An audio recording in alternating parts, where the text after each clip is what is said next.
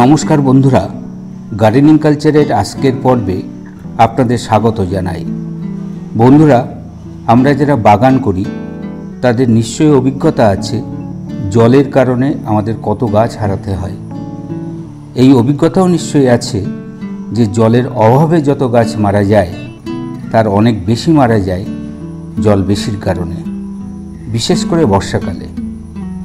এই সমস্যার সহজ সমাধান সম্পর্কে আজ বলবো, তবে তার আগে কটি কথা বলি। জল বেশির কারণে গাছ মারা যাওয়ার বেশ কয়েকটি কারণ আছে। তার মধ্যে প্রধান টবের গঠন। অনেক টবের নিচে মাঝখানে একটি মাত্র ছিদ্র থাকে। এই টবগুলির তলা যদি সমান হয় তাহলে টবে জল দাঁড়িয়ে থাকে। এই সমস্যা থেকে মুক্তি পেতে গেলে টবের নিচের দিকে টবের পাশে যথেষ্ট ছিদ্র থাকতে হবে। এই সাথে জল সহজে যাতে বেরোতে পারে তার জন্য টবের তলদেশের ছিদ্রগুলি যথেষ্ট উন্মুক্ত রাখতে খোলা বা ইটের টুকরো ইত্যাদি ব্যবহারে যত্নবান হতে হবে। দ্বিতীয়ত, আমাদের জানা দরকার কোন গাছে জল বেশি লাগে বা কম লাগে। যেসব গাছের জল ধরে রাখার ক্ষমতা আছে সেসব গাছে প্রতিদিন জল দেওয়ার প্রয়োজন হয় না। প্রতিদিন জল দিলে বরং গাছের ক্ষতি হয়।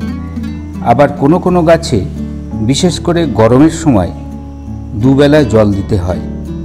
গাছে ফুল বা ফল আসার পূর্ব মুহূর্ত থেকে গাছে ফুল বা ফল থাকা পর্যন্ত জলের ব্যাপারে সজাগ থাকতে হয়।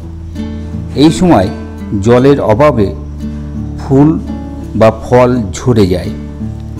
তাহলে বন্ধুরা, জলের কারণে গাছ খারাপ হওয়ার প্রধান তিনটি কারণ হলো টবের গঠন, গাছের প্রকৃতি ও সময়। এই সমস্যার সমাধানে আমি একটি বিশেষ পদ্ধতি গ্রহণ করি, আজ সেটাই বলবো। এতক্ষণে আমার যে গাছগুলি দেখছেন ভালো করে খেয়াল করুন। প্লাস্টিকের গামলার মাঝখানে গাছটি রয়েছে। গাছটি রয়েছে মাটিতে। তাকে ঘিরে গামলার সব দিকে সিন্ডার দেওয়া হয়েছে। এর ফলে গাছে দেওয়া জল বা বৃষ্টির জল দ্রুত বেরিয়ে যেতে পারে।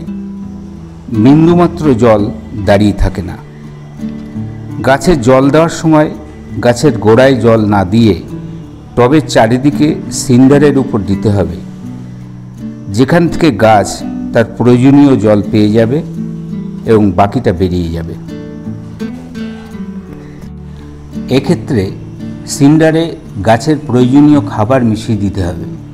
এর ফলে গাছের নতুন শিকড় দ্রুত সিন্ডারে প্রবেশ করবে, গাছও সুস্থ থাকবে।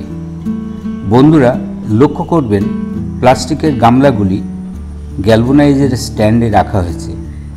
এরকম ব্যবস্থা করতে পারলে জল টবে একেবারেই দাঁড়াবে না এবং ছাদও ভালো থাকবে।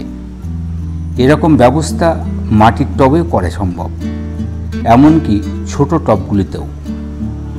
আমার ছাদ বাগানে বেশিরভাগ টবে আমি এমনভাবে গাছ বসিয়েছি, অর্থাৎ গাছের গোড়ায় মাটি, তার চারিদিকে সিন্ডার।